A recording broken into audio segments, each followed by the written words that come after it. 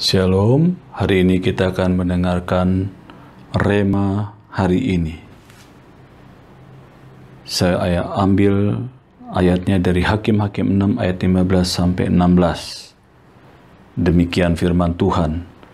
Tetapi jawabnya kepadanya, "Ah Tuhan, dengan apakah akan kuselamatkan orang Israel? Ketahuilah, kaumku adalah yang paling kecil di antara suku Manase, dan aku pun seorang yang paling muda di antara kaum keluargaku." Berfirmanlah Tuhan kepadanya, "Tetapi akulah yang menyertai engkau, sebab itu engkau akan memukul kalah orang Midian itu sampai habis." Saya beri judul Rema hari ini, panggilan untuk melayani dan memerdekakan sebuah bangsa. Di dalam pasal 6 ayat 11-24, Gideon adalah orang pilihan Allah yang dipanggil dengan cara yang khusus. Yang pertama, Gideon dari suku Manase dan dari salah satu kaum yang kecil di antara suku Manase dan masih muda.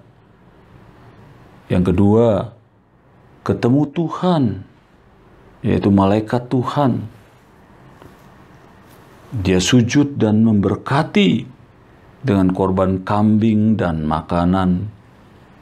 Yang ketiga, berani merubuhkan dan membakarkan kayu tiang berhala yang disembah kaum keluarganya, yang membuat kemarahan orang-orang banyak yang ada di sekitar keluarganya.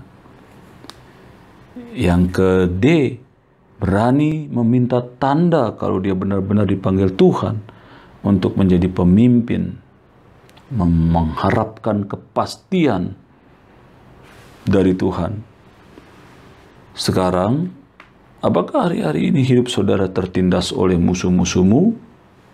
Bisa jadi musuhmu itu sakit penyakit, kesombongan, ditindas oleh kondisi alam dan lingkungan, atau oleh atasanmu atau teman-temanmu, dan ditindas apa saja oleh kemiskinan, oleh pandemi, dan lain-lain. Kalau penindasan itu karena kita sendiri penyebabnya, ya secepatnya bertobat supaya segera dipulihkan. Seperti bangsa Israel, menderita kelaparan dan ditindas oleh musuh-musuhnya karena dosa mereka sendiri yang melanggar perintah Tuhan dan menjauh dari Tuhan, menyembah allah-allah lain, sehingga Tuhan luaskan penindasan itu supaya bertobat dan kembali mengasihinya. Bagaimana cara pertobatannya? Yang pertama, seperti apa yang dilakukan oleh Gideon di dalam ayat pasal 6 ayat 11-24. Yang pertama, minta ampun, berbalik dari dosa-dosa yang telah dilakukan, dan jangan berdosa lagi. Itulah yang terjadi terhadap bangsa Israel. 2, memberi korban syukur atas kebaikannya dengan melayaninya. Gideon memberi korban syukur, bukan hanya bertemu sukacita dengan hadirat Tuhan yang begitu dahsyat melalui malaikat Allah yang hadir, tetapi dikatakan dia mau memberikan yang terbaik untuk malaikat Tuhan yang hadir pada saat itu. Dan dia melayaninya. Dan saudara-saudara, yuk mari memberi korban syukur, bisa memuji menyembah Tuhan, bersyukur atas keadaan yang ada, sekalipun ada dalam lembah kekelaman. Tapi saudara nekat syukur kepada Tuhan, itu juga sebuah persembahan yang indah. Tetapi kalau saudara dalam keadaan baik-baik saja, saudara punya berkat, baik berkat keterampilan, talenta, jabatan, kekayaan, yuk mari menaburlah dengan kapasitasmu itu, memberi korban. Yang ketiga, berani menghancurkan berhala-berhala yang ada, sekalipun resikonya kita bisa dibenci dan dimusuhi. Apakah berhala-berhalamu itu? Macam-macam.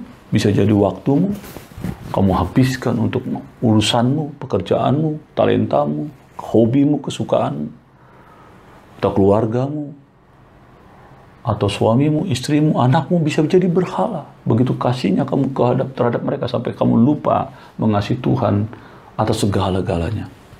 Atas uangmu, atas hartamu. Bisa jadi sampai engkau tidak tahu lagi mana yang kau harus kasih secara benar, Tuhan atau mamonmu itu. Kalau semua itu sudah lakukan, yakinlah Tuhan akan menolong hidupmu. Amin.